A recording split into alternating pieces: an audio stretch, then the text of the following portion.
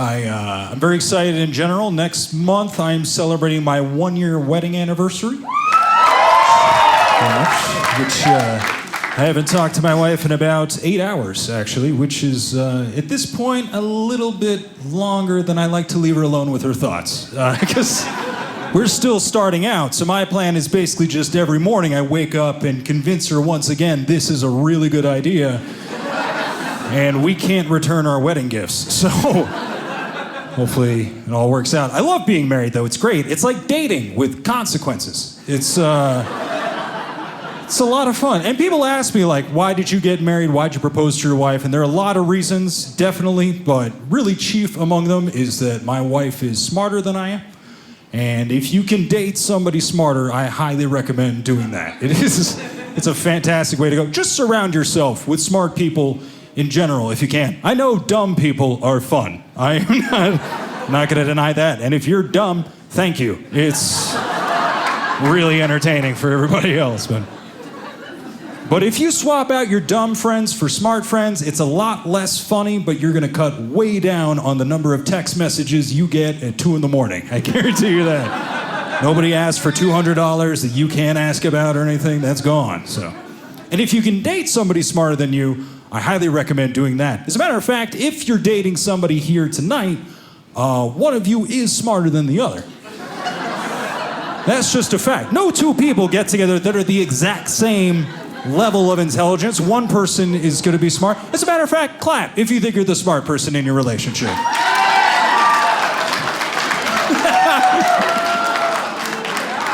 Boy, was that a mixed bag.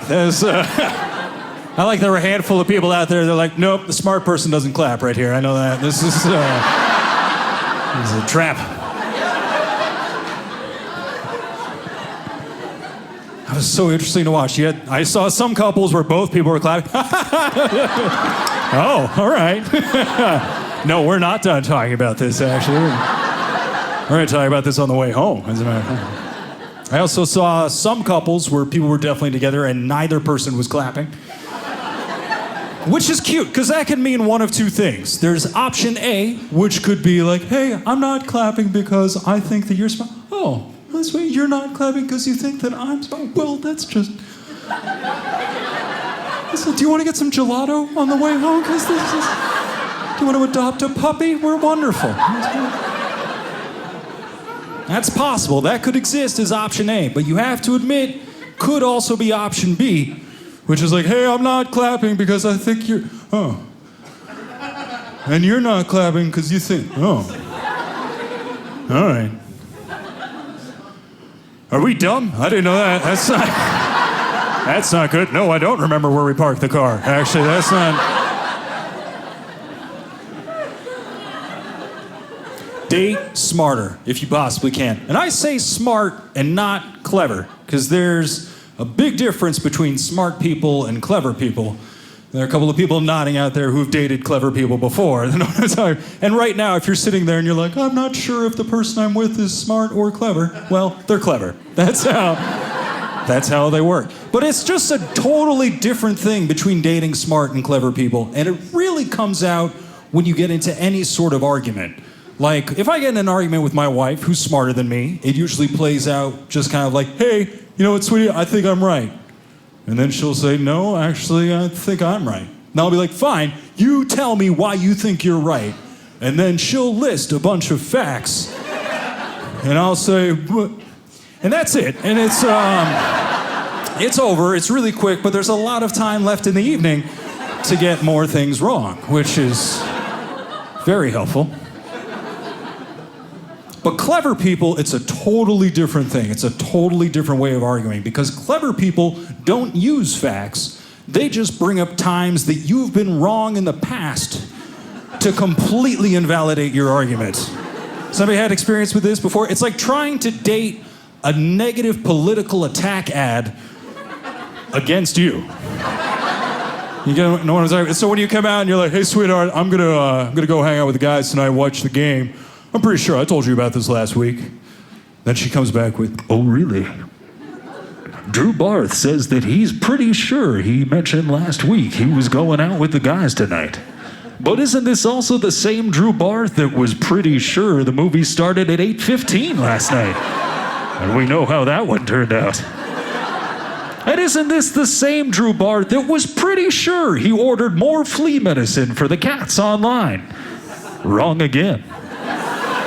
Are we really going to trust a man who doesn't even know what drawer the big spoons go in? Don't. This Thursday, vote no on Drew going out and having a good time with his friends. Because Drew Barth, wrong on big spoons, wrong on everything.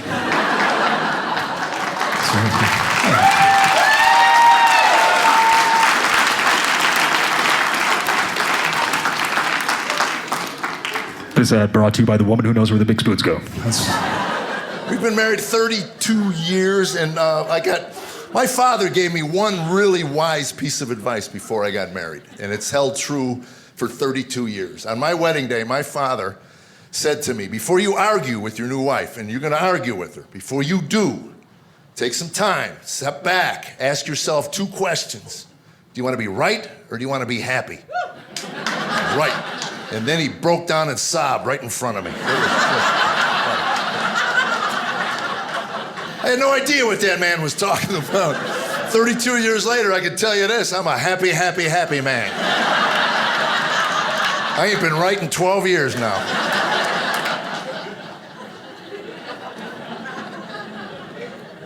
Sometimes I even have to ask her, am I happy? Oh, you better believe you're happy. Okay. I was just checking with you, Buttercup. I gotta call my friends up. I can't go golfing, but I'm a happy, happy, happy man. And don't get me wrong, we argue. You've got to argue in your marriage. You don't argue in your marriage, it'll build up in your brain over time and fries your brain. Yeah, and then you wind up like those babbling, mumbling couples you've seen in Arizona, Florida. These 50-plus years of marriage, they're kind of walking down the street. The wife is fine. It's the poor husband 8 feet behind her that scares me to death. This poor man's all hunched over, he's vibrating, mumbling. Always telling me what to do. I'm gonna start telling you what to do. I'm a man, you can't tell. I'm a man. This poor guy's starting to try to win back all the arguments he's been throwing away for 50 years. You know, he was 6'3" when he got married. Now he's 4'1". Look at the poor man. Weighed down by half a century of apathy. Leave a toilet seat up if I want to leave a toilet seat up.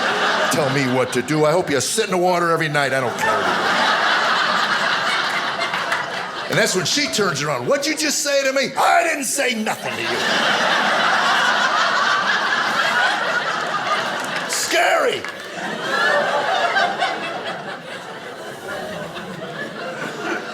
You have to learn how to communicate. That's the word, communication.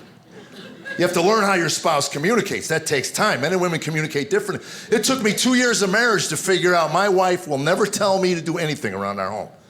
If Tammy wants me to do something, she'll ask me a question. It's from the question that I got to stand there and figure out what it is she wants me to do. Simple example, say I leave a pair of my underwear in the middle of the bedroom floor, which frosts my wife. That's her word when she's angry. That just frosts me, Jeffrey.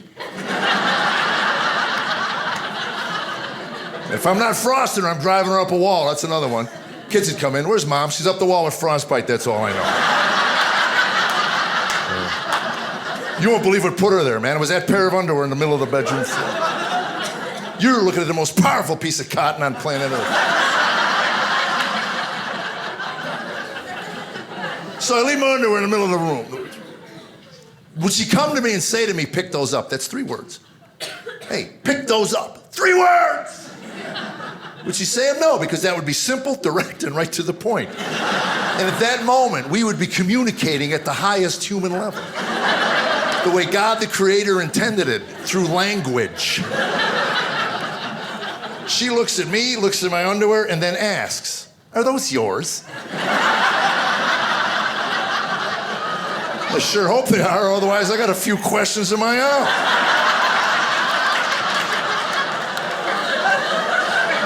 What do you want? That's the only question a man has for his wife. What do you want? Quit talking in code and tell me what you want.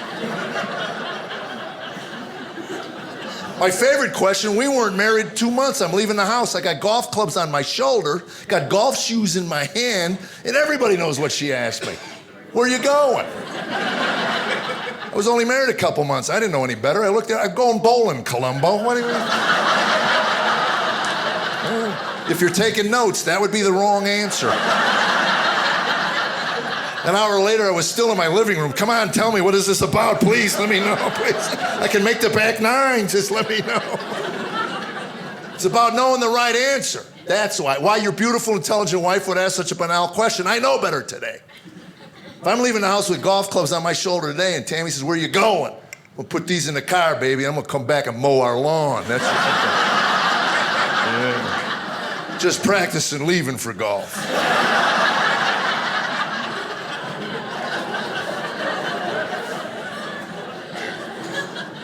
You got to know your love language. I read a book. Some guy wrote a book, Dr. Gary Chapman wrote a book called 5 Love Languages. According to Dr. Gary Chapman, there are 5 languages of love between a man and wife. Tammy and I read that book twice in 1 week because we didn't see our love language in there. Yeah, apparently bitterness, sarcasm, not part of Dr. Gary Chapman's love life. That's all I noticed. Family's another proof that God has a sense of humor. I think marriage had to be a joke. Had to be. The whole idea of marriage is just, it had to be a joke. Man and woman, imagine God saying to the angels, hey, come here, look at this, what I did. It's a man and a woman, and put them down there. 2 entirely different creatures, different sensibilities, different ways of processing things, emotional levels. They're not alike in any way, and I'm going to make them spend the rest of their lives together. It's going to be awesome. He started with man first. You know the story? He made man first, and then he took a rib from that man and made woman. And clearly that was the rib that we used to use to read minds.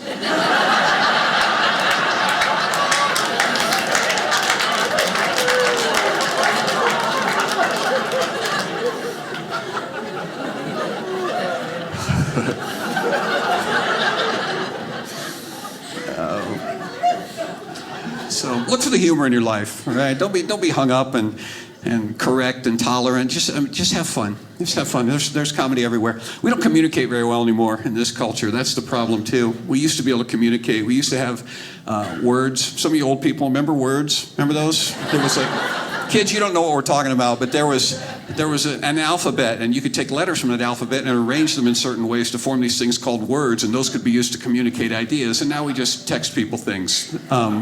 Emojis. I got an emoji from my kids a couple of months ago, and it was just a smiley face, an explosion, and a pile of poop with eyes in it. And that meant happy birthday, Dad. But it wasn't always that way. It used to be we had words, we would communicate. I did some research. William Shakespeare had an active vocabulary of 54,000 words. 54,000. Today in the United States, we, all of us, have an active vocabulary of 3,000 words. Which is why when we read Shakespeare, we're lost. We're like, what lieth through yonder, whereupon what breaketh on the... Yeah. And just put in a DVD. I don't pay for Netflix so you kids can sit there and read.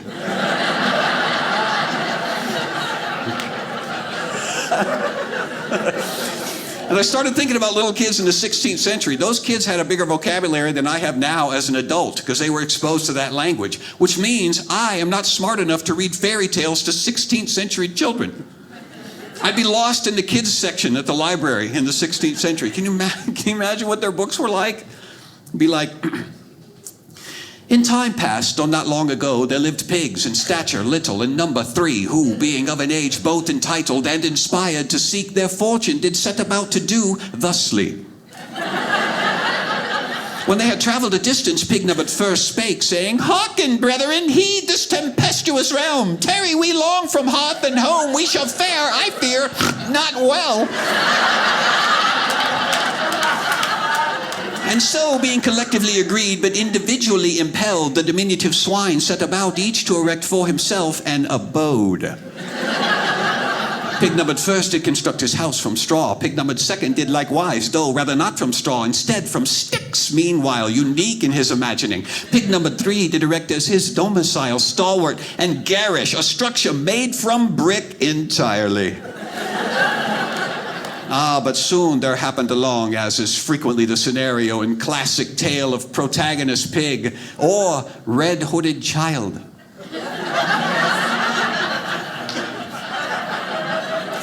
A wolf, carnivorous nature in full season, he called out to the straw-ensconced swine, saying, "Pray thee, little pig, grant me entrance." But pig one recalled with sage foreboding that he is mad who trusts in the tameness of a belly-pinched wolf, and responded immediately, "Nay, it shall not be, indeed, not by wit or whiskered jowl."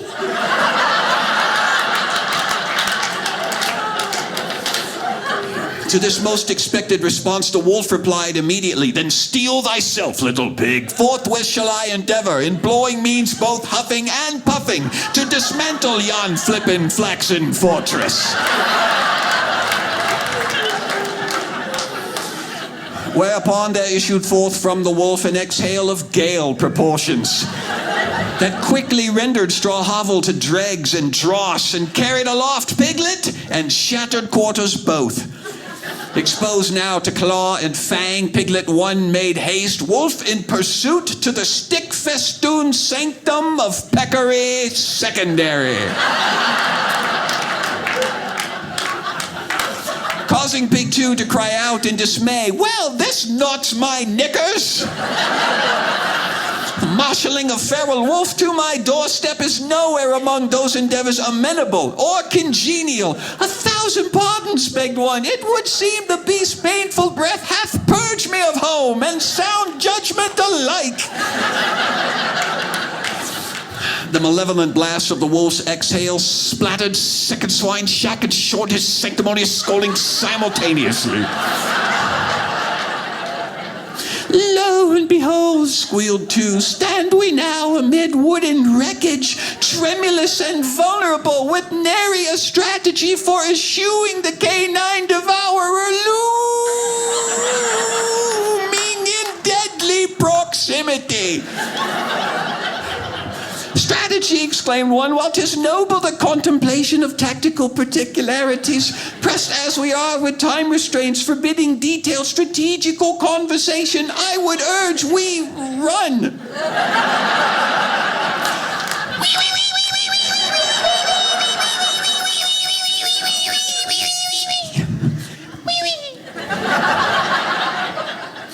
Whether by their own fleet-footed competence or the wolf's windless attitude, the bantam porkers arrived at their ultimate kindred neighbor's inexpugnable brick ingress unscathed. Upon the third pig's door, with urgent hooves they pounded, calling out, "Unbar this entrance, and with haste we beseech thee." The third pig hailed from the American colonies, and possessing a vocabulary substantially less robust than his impromptu visitors, replied, "Say what?"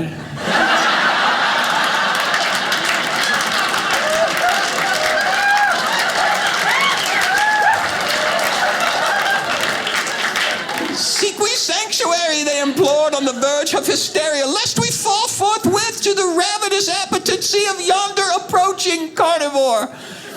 Still confounded by their importunate words, pig three did render ajar his portal, whereupon one and two spilled through and collapsed beyond his threshold, enervated.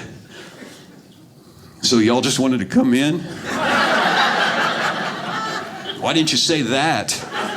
Hiss of the wolf could be heard. "Pray thee, pigs, grant me entrance." "The wolf," said one, and two. "Wolf," said three. "What do you suppose he wants?" "He seeks to gain purchase within. Indeed, he would occupy this very alcove were he but afforded the most meager of opportunity." "Right. I reckon I'll just ask him what he wants." "Under no circumstances," squealed two, flinging self against portal. "There is naught to be gained accosting external opponent, save our own immediate demise." "What did you say about my mama?" House and occupants were again engulfed in a malevolent blast of wolfish wind. The foundation shook, the frame rattled, and lo, to the astonished eyes of piglets and encroaching scoundrel alike, stood The third pig's lodging undaunted. Aghast and befuddled, 2 queried of 3, how does against such relentless and torrential onslaught this domicile endure? Pig 3 puffed out chest, tapped a hoof to the hearth, and responded, it's American made.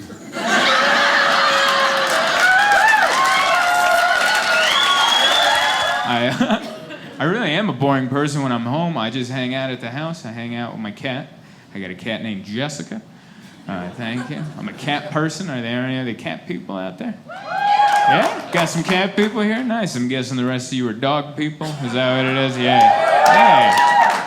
Yeah, I'm not anti-dog. You know.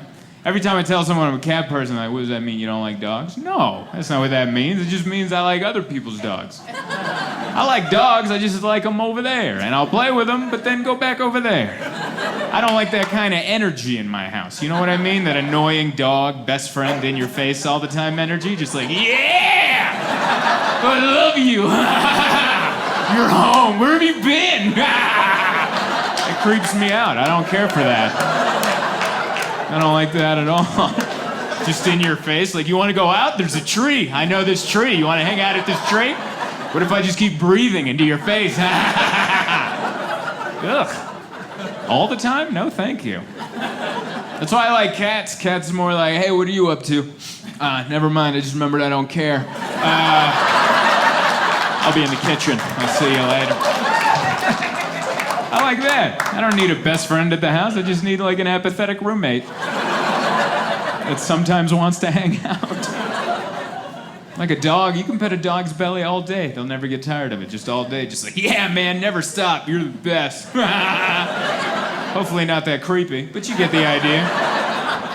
A cat you can pet for what, 2, maybe 3 seconds? Until it's like, all right, get away from me. I have my own things going on. I got a pile of clean laundry to lay on. Get away from me. That's what my cat does. It waits for the pile of clean laundry we haven't folded yet and just rubs on it while making eye contact, just like, everyone's gonna know. So bothersome.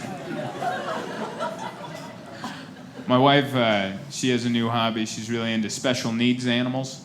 I don't know if that's made its way out here in Provo. If you don't know what special needs animals are, they're animals. They have special needs. That is all. There's this one, Oscar the blind cat. It was a cat that was born without any eyes. And they have a like page on Facebook. And my wife goes on there every day and cries. And that's what she does for fun. That's what she does for a good time. And it's weird because I come home and she's just on the computer like, and you know, me being a guy, I always think it's something I did. And then she goes, no. And then she turns the computer and it's Oscar the blind cat. And you're like, look at Oscar. And he's adorable. He has no eyes. Just, and I'm like, oh. And then she goes, I want a special needs animal. I want one. I'm like, you don't ask for one. You get bestowed one. Because I don't know, where do you can't just go to the pound and be like, hey, what do you have in the back? Like, that's not how that works. I need like a 3-legged dog or a cat with something. What do you have? You can't do that. That's why, you know, we got Jessica at the pound. That's where we got Jessica. And we didn't name her Jessica. They named her at the pound. And people always ask, like, why don't you change your name? Because that's wrong. You don't change someone's name. That's rude. Like, if you adopt a kid from another country, you can't just be like, yep, can't pronounce that. Your name's Jeff now. That's rude. You learn that person's name. So I got a cat named Jessica. Very much your fan. Jessica's overweight. She weighs more than she should for a cat, which sucks, because when people come over, no one blames the cat in that scenario. You know what I mean? No one comes over and goes, what happened here, sweetheart? A little heavy on the carbs? No, they look at you and they go, what'd you do to her? And that's not fair, because I try. We have the laser pointer. I got the stick with the feather. I'm always running around my house. Come on, sweetheart, let's get the cardio going. But she's not that into it. My wife and I, we bought diet formula kibble. They make diet formula kibble, and they have rules. Just 1 cup per day, because you're on a diet, Jessica. We tried. But then at 2 in the morning, Jessica would come into our bedroom at night, climb onto our bed and then stand on my head. 22 and a half pounds of her, you guys, on my skull. And she would come down into my ear and just go, "Meh! Meh!" And I'm like, yeah, you're right, this diet is over. I had no idea that's how you felt about it. I apologize. I am getting up right now and cooking you some bacon. Let's get after it. I don't have any children, but if I'm out in public and I see a parent of an overweight child, I make eye contact and I go, I get it. Does that little fella stand on your head at night and scream in your ear? I get it. Give him what he wants. We need our sleep. I don't know. You guys would be surprised to know, though, despite all the weird interactions I have with people who are weird about my tattoos or don't know what it's like to have tattoos, the weirdest interactions, my least favorite interactions, are always with other people who are heavily tattooed. Not a fan of other heavily tattooed people, okay? Yeah, I'm calling it. It's not good. I know everything I need to know about another guy with a lot of tattoos, you know? Your parents hit you. School was hard. You like to bring a snake to the park, you know? I get it, you know? I don't want to have these weird conversations with guys. It's terrible. I'll give you an example, okay? I'm at Walmart. I'm standing in line. Everything's going fine. I'm in line a lot in my jokes, so just keep going with that. But I'm in line. I'm standing there. I look over, and I see this guy wearing a tank top, and he's bald head, completely covered in black and gray tattoos. His entire head is covered in flames. He's got skulls and stuff. Obviously, he got all these tattoos in prison, okay? I feel some of you being awkward. He's not here. We're safe, all right? Also, I'm allowed to make the judgment call, all right? So I see him. He sees me. And we make eye contact, and it's locked in for a second. And immediately, I'm like, oh, no. This guy's gonna try to talk to me, you know? Have you ever just seen someone in public who's gonna talk to you and they're just so white trash you don't have the energy to deal with them? So many crazy people. So this guy, he comes up to me, all right, this dude at Walmart covered in his tattoos, he comes up to me. His opening line to me, the first thing he says, he goes, "Hey man, where'd you do your time?" What? I've done 0 time, everyone. I've never been to jail a day in my life, okay? This guy's, but he's just making an assumption about me. He's trying to connect with me. And I was like, you know what? I'm gonna connect with him. I'll meet him halfway. I'll just mess with him a little. So I was like, you know how it is, man. Did 5 years in Azkaban, no big deal. Yeah. Yep. He wanted to impress me so bad. He was like, word, all right, cool. All that time in prison and you didn't read one Harry Potter book seems kind of like a waste, you know? I don't know what he's up to now, but I'm pretty sure it's not reading, so it's not good. Oh man, I'm super glad you guys laughed at that. Super glad. I have told that joke before and gotten 0. I did a show in Wyoming once. By the way, Wyoming, a dumpster fire pretending to be a state. Don't know if you guys knew that. It is one big Walmart parking lot. It is not good. There's nothing there. Why are you there? Anyway, doesn't matter. I'm in Wyoming. I'm in this tiny town doing a show to this many people. It's a pretty big audience, all right? And I say that line. I say Azkaban. Complete silence, all right? No, I'm just like, oh, okay, so y'all don't read. That makes so much sense, you know? It's rough. And then out of nowhere, a lady in the front row yells so loud, she goes, "Why do you go there?" What? What are you saying? How? The first part of that joke, I say I've never been to jail a day in my life. It's not even a real place. Prison for wizards. Why are we having this conversation? And then she goes, "It is a real place. That's that place in San Francisco." Nope. That is not correct, okay? You are thinking of Alcatraz, okay, which has been closed for like 50 years. So you're not even right if you were right. I don't, And then the audience is like on her side for no reason. It's just so weird. It's the weirdest experience. And then she says, agree to disagree. Like that's not how anything works. What? Why is this happening to me right now? And one guy in the audience was like, she got you though. And I was like, she didn't though. She did not. No one got anyone. She's so wrong, I wanted to be so mean to that audience, but I was like, they live in Wyoming, so the punishment fits the crime, really. So bad, so awful. So yeah, don't go there. I don't know. All right, this is my favorite subject, actually. I've been married for 35 years. I'm very happy. I asked my wife if I was happy. She told me I am. And that's good enough for me. But I got married, our relationship changed immediately, not gradually, but immediately. My wife started to share knowledge with me, knowledge I had no idea she had before we got married, tremendous amounts of knowledge she must have stored throughout the years waiting to share with her future husband, not all at one time, just bits and pieces here and there on an ongoing basis. And at one time I thought it would end, now I know it never will.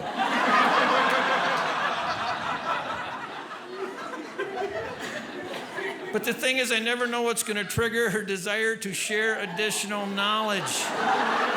That is the tricky part. That's the part that keeps us on our toes. It could pop up at any time for any reason or absolutely no reason at all. There are days when I'm going to walk through a room and I see my wife. I think I'll go the other way. I really haven't memorized yesterday's lesson yet. I've got a big midterm coming up and I'd like to do well. I never know what's going to trigger her desire to share additional knowledge. One day I just opened our back door. That's all I did, simply opened the back door. Look at me, people, just opened the back door, perhaps slightly too long. I don't know what the exact time parameter is. I only know I must have went over because my wife whirled and yelled, shut the door. You just let 800 mosquitoes into the house. Now, I had no idea that mosquitoes fly in swarms of 800. I would think that many in a swarm, you'd see something come through the door. I saw nothing but my wife with her keen eyesight and wealth of knowledge knew that 800 got into our house. God bless her, we could have been bitten to death that night. I got married, I no longer need the Discovery Channel. I guess what I'm trying to say to you is that marriage can be good because you learn things that you never knew when you were single. Marriage can be good because you learn things that you never knew when you were single. And you know what? You see examples of that around us all the time. I'm in a cafeteria behind an elderly couple. Husband reaching for whole milk. Reaching for whole milk. Listen carefully. Reaching for whole milk. Mid-reach, his wife states, you do not drink whole milk. He did not stop. He did not turn to reply, just veered off, went straight to the skim milk. Now, I watched this and I thought how lucky that man was to have found that woman. How many years did he drink the wrong milk?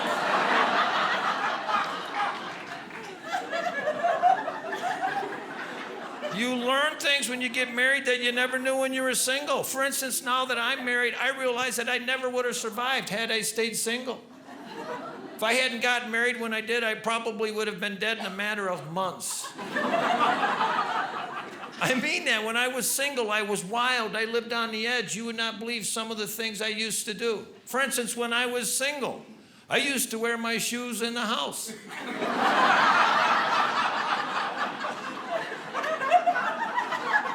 I'm not making that up. I really did.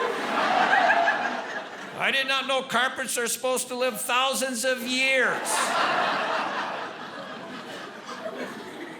You learn things when you get married you never knew when you were single. For instance, now that I'm married, I know that I breathe. too loud. My wife not only told me I breathe too loud, she told me the exact distance from which people can hear me. A mile!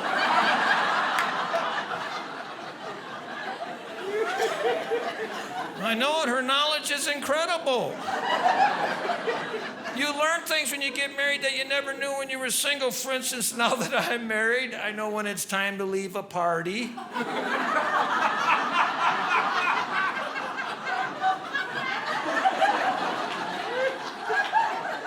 I never used to know. When I was single, I would do really stupid things like stay until I quit having fun. Never realizing I should have left hours ago simply because it was time. How come you're leaving the party, man? It's time, pal, and you should get married so you'd know too.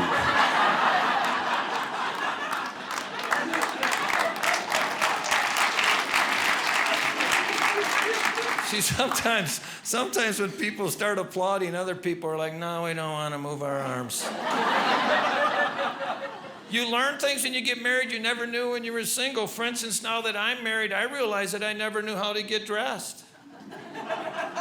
You ever get dressed up to go out with your wife? You come out of the bedroom and she just looks at you and says, no. No, you go back now. I will help you. If it's a British husband, well, you're married long enough. She doesn't have to say anything. You come out of that bedroom, you see a certain look, you just do a little U-turn.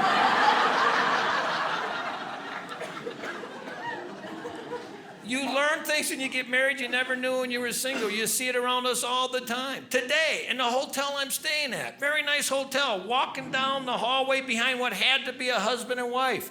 He said, I'm hungry. She said, no, you're not.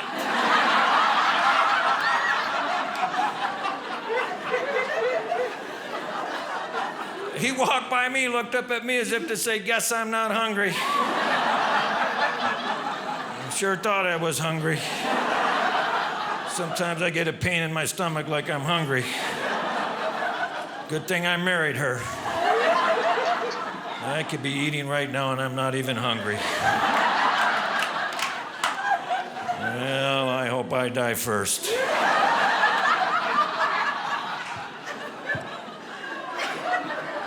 All right, I'm going to leave this one with you. The reason I saved this one for last, it's one of my favorites, also one of the more recent ones.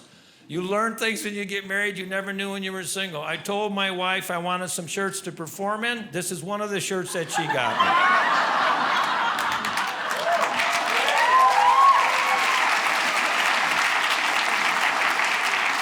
And I just told Nancy I don't want to wear a pink shirt. She said, it's not pink, it's hibiscus.